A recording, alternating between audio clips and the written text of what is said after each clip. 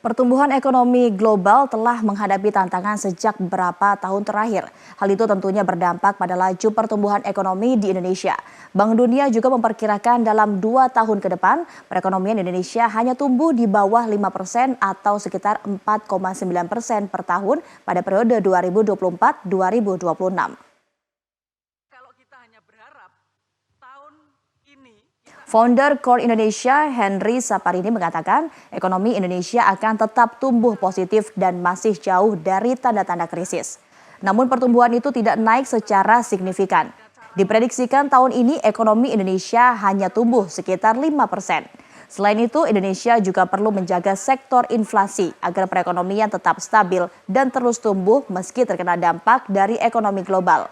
Hal itu disampaikan Henry Saparini dalam kegiatan diskusi Nusantara Economic Outlook 2024 yang digelar di Jakarta. Mendapatkan barang-barang. Nah, kalau kita indikatornya hanya pertumbuhan ekonomi, no worries. Kita akan tetap tumbuh positif dan tanda-tanda krisis itu masih jauh dari kita.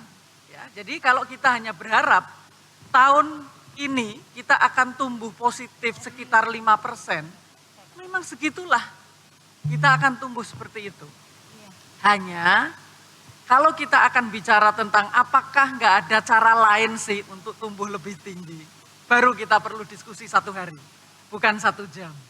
Ya, karena memang kita ada masalah dalam struktur ekonomi kita.